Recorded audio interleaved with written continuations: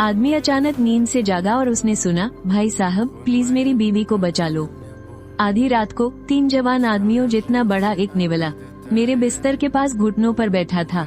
मैं लू चुवान, जो पहले एक सर्जन था, अब इतना डरा हुआ था कि रजाई में घुसकर माँ को पुकारना चाहता था। मैं उसकी चमकदार छोटी छोटी आंखों को घूर रहा था। मेरी आवाज कांप रही थी, भाई साहब मैं सर्जरी वाला चाकू पकड़ता हूँ, बच्चे पैदा नहीं करवाता, आप गलत इंसान के पास आ गए हैं। इस नेवले का निकनेम हुआंग दा था। वो घबराहट में लगातार सिर पटक रहा था।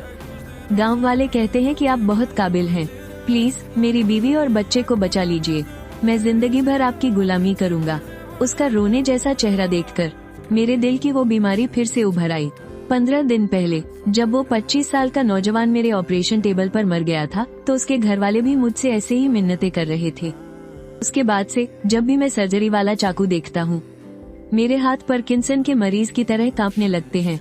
मैंने अपना चेहरा फेर लिया, दिल कठोर करके मैंने कहा, मैं अब डॉक्टर नहीं हूँ, मैं अब डॉक्टर नहीं हूँ, तुम जाओ। मैंने हुआंग दा को दरवाजे से बाहर निकाल दिया और पिछला दरवाजा बंद कर लिया। लेकिन बाहर बिल्कुल शांति थी। मैं बिस्तर के किनारे बैठ गया।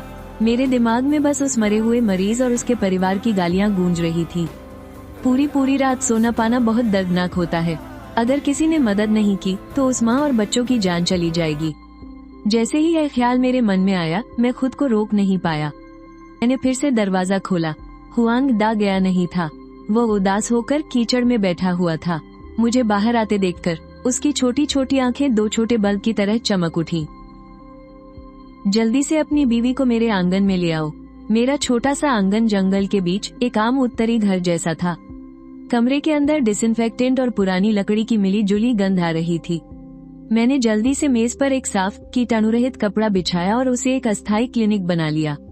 जब हुआंग दा अपनी बीवी को पीठ पर लादकर अंदर आया तो मादा नेवले का पेट बहुत ज्यादा फूला हुआ था। उसमें चिल्लाने की भी ताकत नहीं थी और वो दर्द से बुरी तरह कांप रही थी।